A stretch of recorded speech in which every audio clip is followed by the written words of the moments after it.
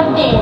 Je me nomme Manu Martin, élève en classe de seconde B, aussi membre du club français à l'Institut Al-Azhar Khadim Rassoul Ndam. Aujourd'hui, j'ai le plaisir de vous présenter mes invités qui vont intervenir sur un thème très important, l'utilisation de l'intelligence artificielle. Avant tout, je donne la parole à mes chers invités pour qu'elles puissent se présenter. Je commence à Mademoiselle Ngom. Bonsoir à tous. Je m'appelle Mandiara Ngom. Je suis en classe de première. Je suis membre du club français Al-Azhar. C'est très important. Merci beaucoup, Mademoiselle Ngom. On passe la parole à Mademoiselle Ndiaye. Je vous salue. Avec tout le responsabilité. Assalamu alaikum wa rahmatullah. Je m'appelle Mamdiara. J'ai avec immense plaisir de prendre la parole aujourd'hui. Merci de votre patience et de votre attention. Merci beaucoup. On passe la parole à M. Midou. Je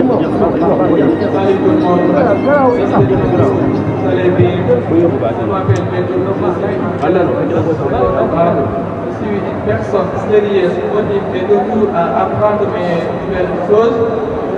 Ensuite, je suis membre du club français Al-Azhar. Merci beaucoup. Merci beaucoup, M. Midou. On passe la parole à Mme Lassie. Bonsoir à tous. Je vous salue le plus respectueux, le plus noble salutation et le plus respectueux. Assalamu alaikum wa rahmatullah. Je me nomme Absa. Je suis membre du club français Al-Azhar Ndam. Merci de votre attention. Merci beaucoup. À travers leur intervention, ils vont vous parler des limites, des avantages et des dangers, ainsi que des conclusions pour mieux comprendre. C'est utile. Je vous demande de bien vouloir les écouter avec attention. Maintenant, on va commencer la thème. Mademoiselle, il faut nous donner une définition simple sur l'utilisation de l'intelligence artificielle. Oui, l'intelligence artificielle, c'est une technologie qui permet aux machines d'imiter l'intelligence humaine. Par exemple, une intelligence artificielle comme ChatGPT peut répondre aux questions, expliquer des leçons ou aider à écrire un texte. Merci beaucoup. On passe sur les limites. Mandiara, est-ce que l'IA est parfaite? Non, non, non. L'intelligence artificielle, elle a des limites, ni totalement bonnes, ni totalement mauvaises. C'est utile. C'est une idée moderne. Merci beaucoup, M. Midoun. Quel danger peut-on trouver sur l'IA? Attention à plusieurs choses. Poser information, dépendance exercice, le dirigeant, perte d'emploi. Merci. Mandiara, toi, tu peux nous donner des exemples ou des explications que les points que tu viens de citer? Bien sûr. Apprentissage rapide. Un élève peut poser une question et obtenir une réponse immédiatement. Exemple, un élève ne comprend pas les mathématiques. Il demande à l'intelligence artificielle une explication simple. Bien évidemment, l'intelligence artificielle peut faire certaines tâches. Exemple, écrire un résumé en quelques secondes. Et dans plusieurs domaines. En médecine, l'intelligence artificielle peut aider les médecins à analyser les maladies. À l'école, l'intelligence artificielle peut aider les élèves à faire des devoirs. Dans la traduction, il peut même aider à traduire les langues. Tout le monde peut apprendre facilement, même à la maison. Merci à vous. C'était ma vision à propos de l'intelligence artificielle et ses avantages. Merci pour votre attention. Merci beaucoup, Mandiara. Mandiara Ndiaye, il peut nous citer des points essentiels sur les limites. Erreur possible, manque de compréhension humaine, dépendant de données, manque de compréhension humaine. Exemple, erreur possible, donner une mauvaise réponse. Manque de compréhension humaine, elle ne ressent pas, elle ne comprend vraiment la tristesse ou la soit dépendant ou donné.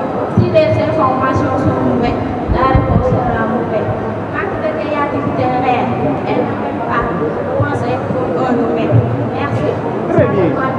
Sur cette table.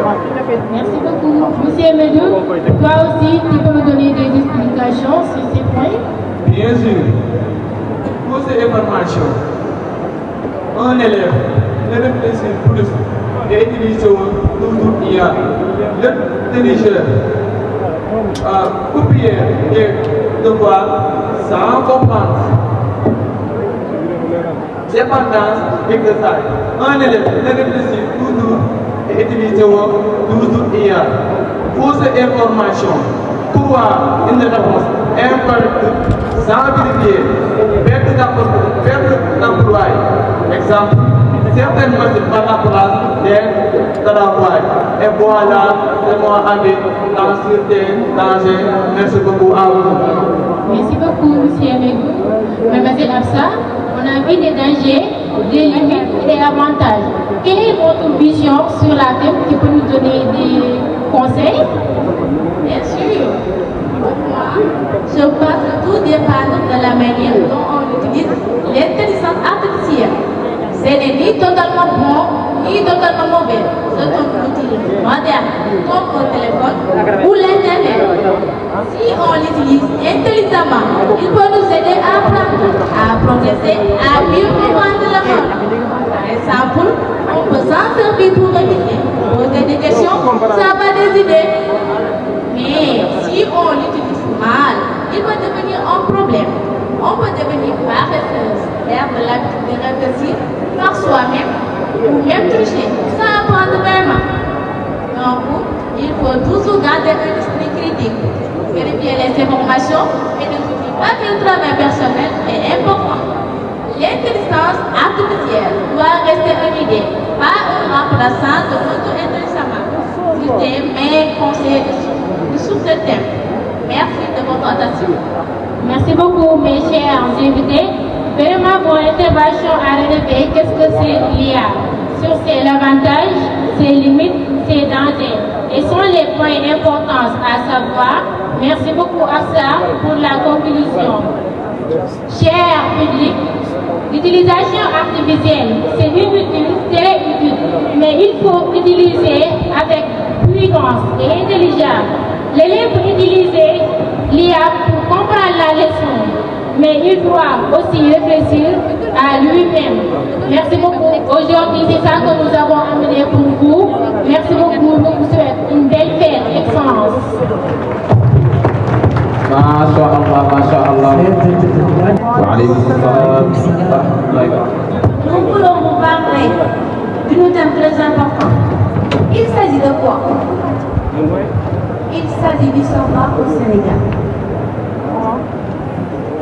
Le Sénégal possède beaucoup d'écoles, beaucoup d'universités pour le savoir, beaucoup d'élèves, beaucoup d'étudiants pour apprendre le savoir, beaucoup de professeurs pour apprendre le savoir. Mais malgré tout cela, le savoir reste inexploité. Il reste muet. Pourquoi? C'est parce que certains Sénégalais et Sénégalaises n'aiment pas l'école. Mais ce n'est pas parce qu'ils n'aiment pas étudier, mais c'est parce qu'ils veulent gagner leur vie rapidement, aider leur famille, créer leur propre activité. Avec le temps, certains réussissent honnêtement grâce au travail ensemble. D'autres utilisent des moyens douteux pour réussir, raccourcis ou restauratifs. Conséquences possibles: réussite instable et de courte durée, manque de compétences réelles, perte de crédibilité et de confiance, mauvaise réputation sociale, relève du développement personnel, dépendance à des pratiques douteuses, justice, sanction, prison, stress et peur d'être découvert. Et c'est répété en long terme. C'est un impact négatif sur la société. Le Sénégal est un pays où le savoir et l'éducation sont très importants. Pourtant, certains jeunes refusent l'effort et veulent réussir facilement, sans travail ni études. Cette situation peut avoir des conséquences négatives sur leur avenir et sur la société. Il est donc important de montrer l'importance du travail. Beaucoup de jeunes aujourd'hui veulent réussir sans pour effort. Et le manque d'effort va entraîner plusieurs conséquences négatives, mais aussi les mauvaises fréquentations et le manque d'encadrement, surtout la pression familiale, peuvent conduire à la délinquance.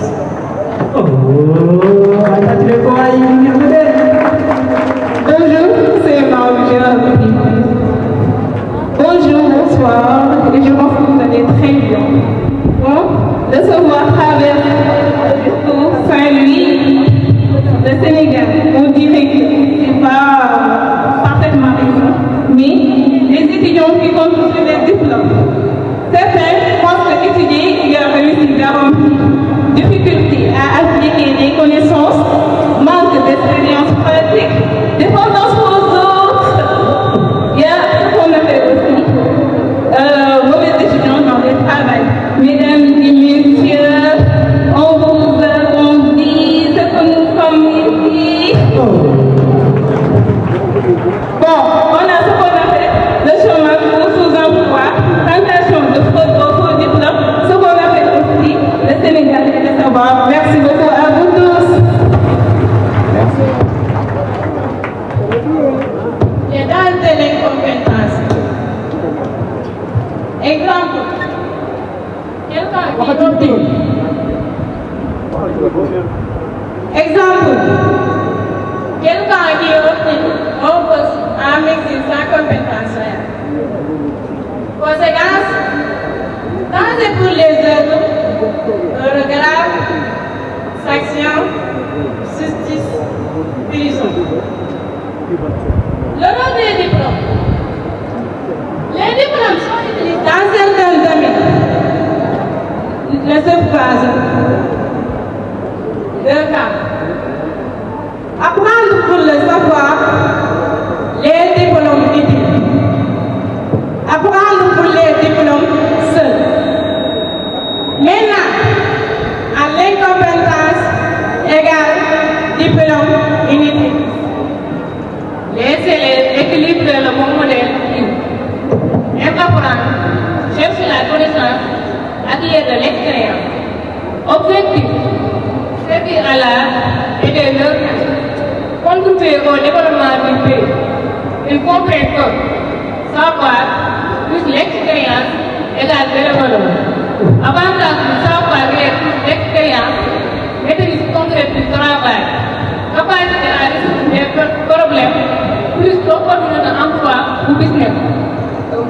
Capacité à résoudre des problèmes, autonomie de confiance en soi, plus d'opportunités, emploi ou business.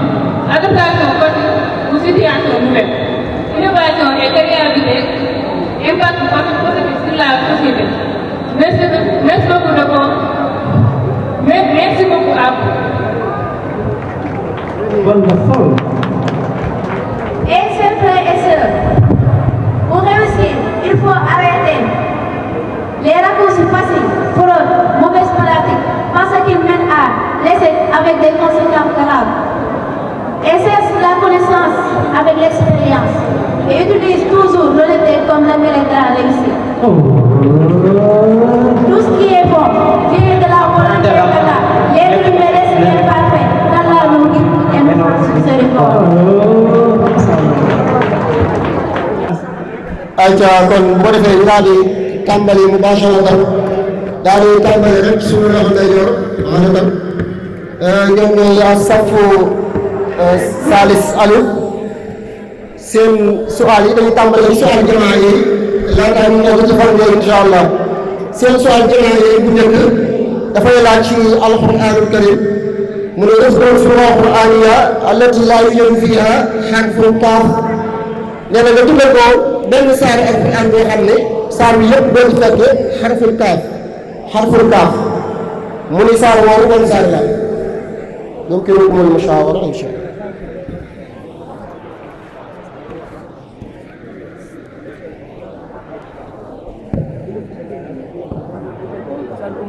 waaw saaru alquran boo xam ne amul kaaf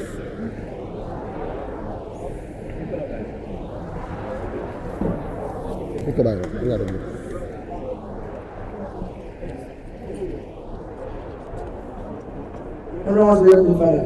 nee na qul a'uuzu bi rabbil falaq ijaaba saxiixa macha allah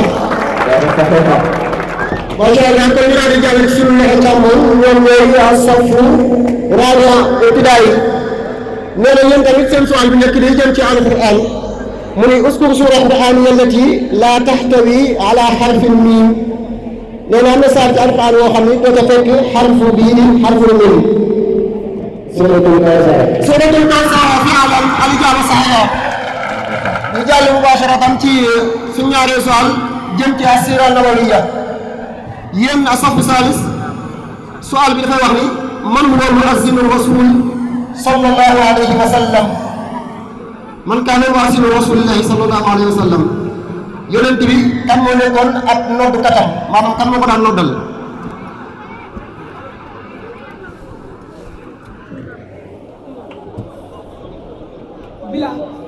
nee na waaw Bilaal ibn Rabaax macha allah ijaaba saxiixa as-safra bi ibtidaay yéen seen ñaareelu suwaal ci siira day danay wax ni nee na maa ismul madinati allati haajara ilayha an-nabiyyu sallallahu alayhi wa sallam min makkatal mukarram yonent bi gàddaay yi la jugee Makka bi mu jugee Makka ban dëkk la gàddaay yi dem fa ban dëkk ba tur dëkk bi laa soxla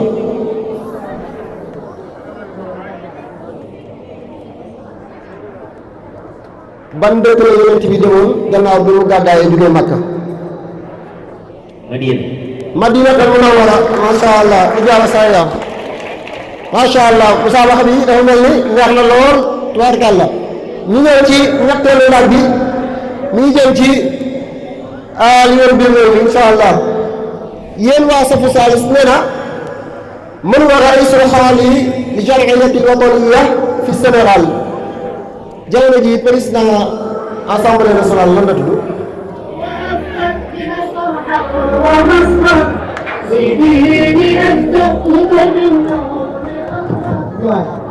Diomaye Bassirou Diomaye Faye macha allah jàmbaare waaye nag daal di moom ñu nekk seen candidat amul diisoo salaamaaleykum amul diisoo da ngay tontu laaj rek Ousmane Sonko ak jàmm président assemblée bi la tudd sëñ bi El Hadj Malick Ndiaye macha allah El Hadj Malick Ndiaye mooy président assemblée actuelle yéen sama càmmoñ safra bi seen suwaal waxoon ngeen nee na matu woon dootu baladi yëpp Touba xaalisan jamono ji kan mooy maire bu Touba ñu nekk Touba laa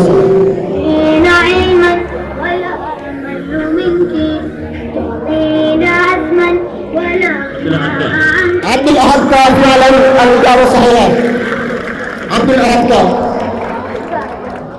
yéen safu Saalum Baay seen suwaal bii nag nga xam ne moo mujj ci suwaal jamaa yi day jëm ci luga arabiya da lay jox ay baat nga defal na leen ay jàmmo irja'u kalimaatil aatiya baat bi njëkk mooy al-qaawila ñaareelu baat bi mooy ashajara ak al-qaawila nga may indi seen jamono lan mooy jamu qaawila lan mooy jamu shajara insha allah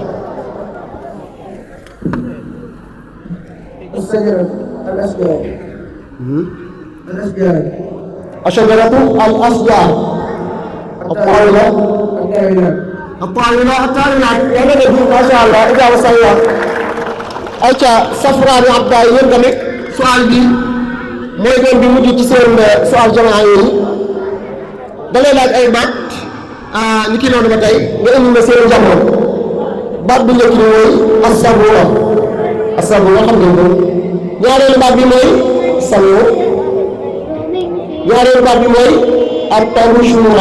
at-tabshuura lan mooy jamu as-sabura ak lan mooy jamu ak abushura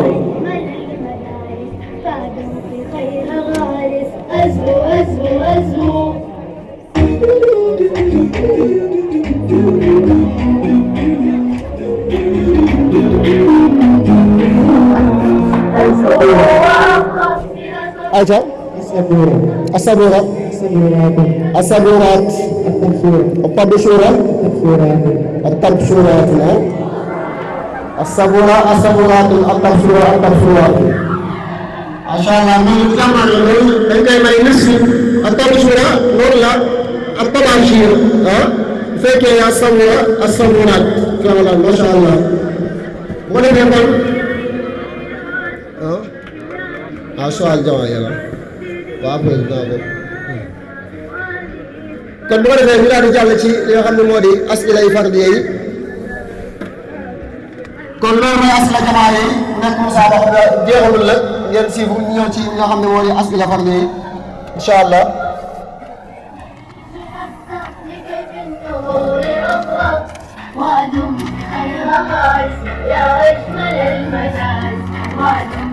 asila fardiya yi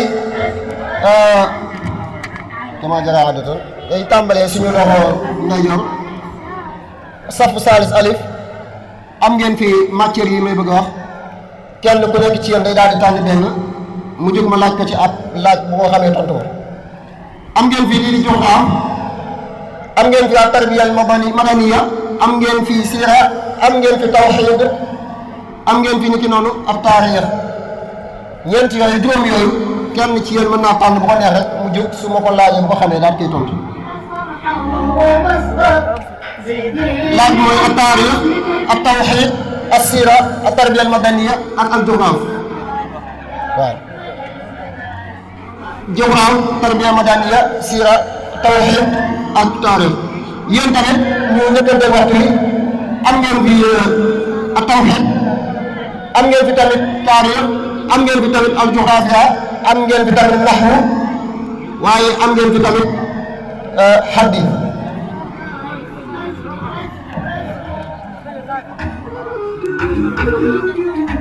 acca na kenn jóg mu gaaw na kenn jóg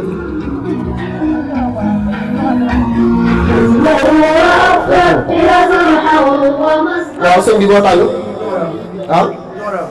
waaw sëñ bi nee na joxaat la tànn waaw yow de dama lay laaj leen ne nga war ma baax na wala baaxul loolu laa sàmm ci yow dégg nga lii daal nee ma baax na wala baaxul nee na al ardu taduru xawla nafsiha marratayni kulla yawmin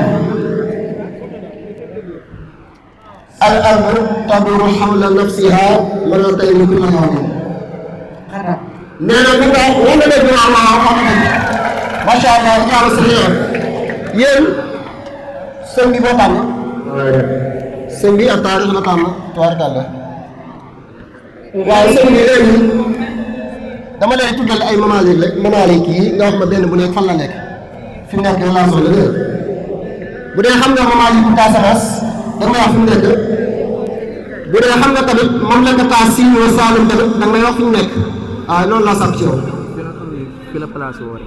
waaw fi mu nekk ci biir réew mi rek su fekkee Mamalik Casamance mi ngi nekk Sénégal mi ngi nekk juróomi Sénégal su fekkee Mamalik Sine Saalum waaw fii nga tamit Sénégal nga xam ni waaw surtout Sénégal war na dëgg ak jàmm Sénégal macha allah waaw yéen kenn ci yéen mën naa daal di jóg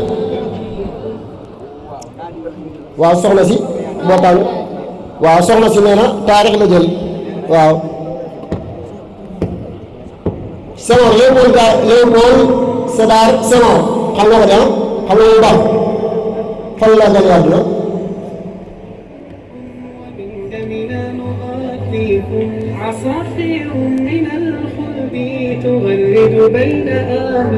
Senghor fan la juddoo Senghor fan la juddoo fii xariyati Juwaalo waaw waaw waaw wax na dëgg ak jaaro sax yaa ak bismillah sëñ bi ah ixtalta naxwu ma sha allah waaw sëñ bi al aminu ne la dañu ngeen arabal ma ko al aminu ci jumla bi ma leen wax rajaa ak taajirul aminu rajaa ak taajirul aminu al aminu rek tubaab la al aminu ja waaw rajaa ak taajirul aminu soo dee boo bëggee mën na la ko bindal soo bëggee mën na la ko bindal dina ko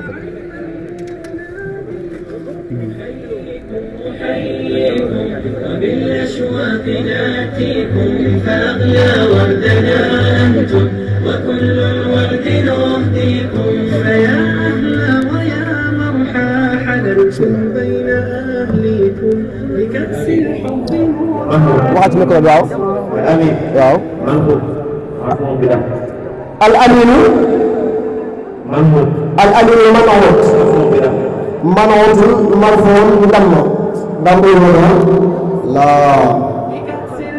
al aminu naat la naat marfu'a waaye manoola masha Allah jàmbar na waa kay yéen ma njëriñ ba tey dese ngeen fi ay matière ak tarbiyal madaniya moo fi am ma jox la waaw góor waay waaw góor waaw sëñ bi mënu mooy kibaar al asqaasul akbar minna sinnan waaw jàmbaar na jàmbaar na certificat sëñ bi léegi la ak tawxiid tubaarkàlla sëñ bi Cheikh Ahmadou Khadima nee na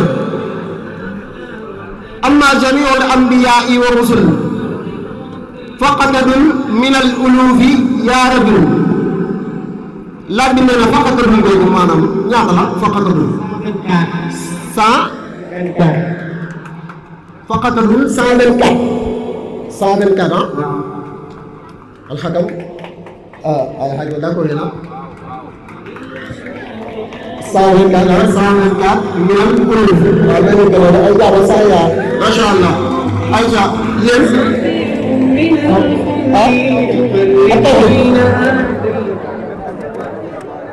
waaw sëñ bi taw na tànn taw na masha Allah yéen ngay tubaarkal sifaatul mustaxila fi xaqi rusuli ana xam nga ko de waaw ñun ñëpp yàlla as-sifaatul mustaxila al-mustaxila fi xaqi rusul melokaan yi nga xam ne dafa jomb yonent yi waaw yonent yi yàlla al-kazib waxaa ci micro bi al-kazib al-xiyaana wa tabliir wal fataan nee na al-kazib al-xiyaana at-tabliir al fataan antum muwaafiquun waaw daa mel ni tontu na ñaari waaye daa mel ni ñaari des moom nga des nga jël ñaari yoo xam ne fële na ko nga indi ko fii sëñ bi waaye jàmbaar ma nag di nga am ni su dee ay ga sëñ bi bismillah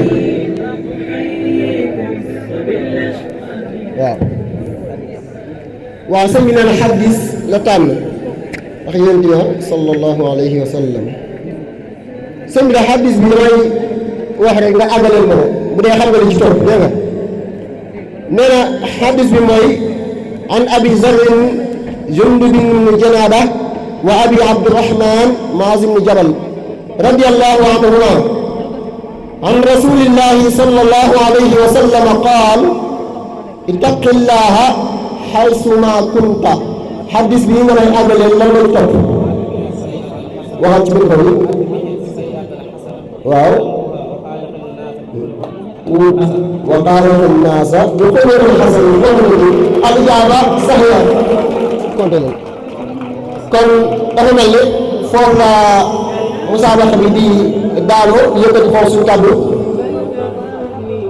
mu mel ni xëy na xaar tuuti rek ñi nga xam ne ñooy àttekat yi ñu xool ngir bu fekkee ni teewul dafa am dañu daal di jàll ci ay aspects yoo xam ne nekkoon nañ ci di wax su ko defee waaye nag dañuy déglu rek al xutama li ñu wax rek mu mel ni nag ñaari équipe yi suñu as mu mel ni ñaari équipe yi jàmbaar lañu lool nag ndax gis nañ mu nekk saa boo xam ne da nga waxoon ci tàmbali ne musaabaqa naari la musaabaqa bi jeex na lool macha allah wa kàlla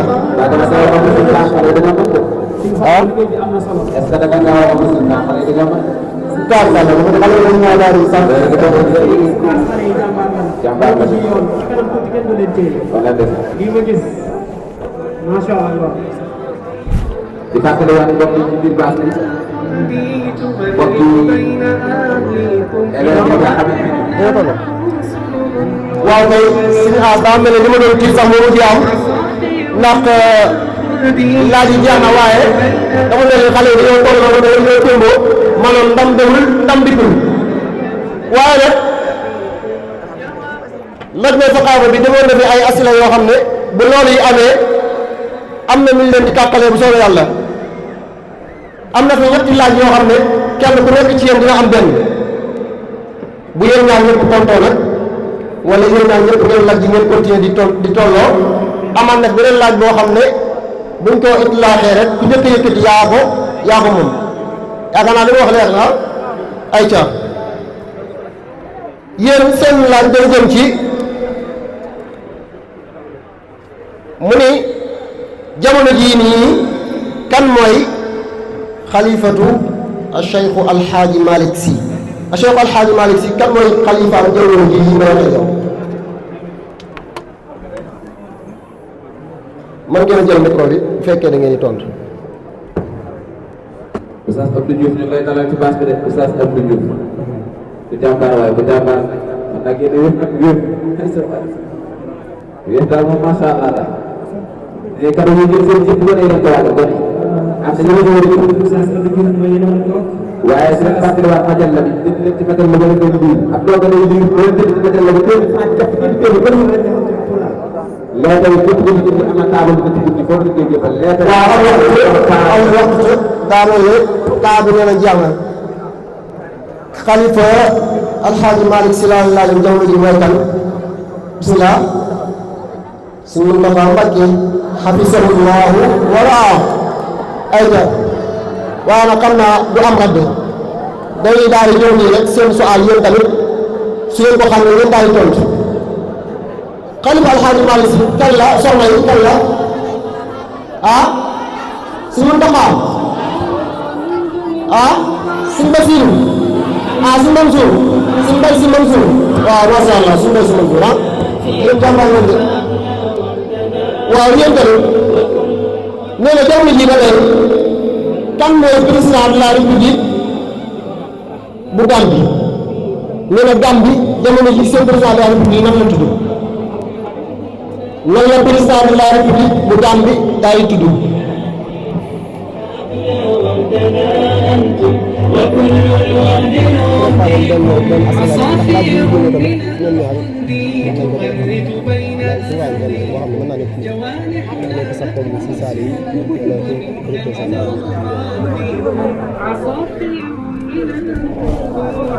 Gambie ah Gambie xam ngeen ko Gambie xam ngeen Gambie Gambie xam nga Gambie ah xam nga waaye président nga xam ne waaw waaw nee na xam na Gambie waaye président daal la xamante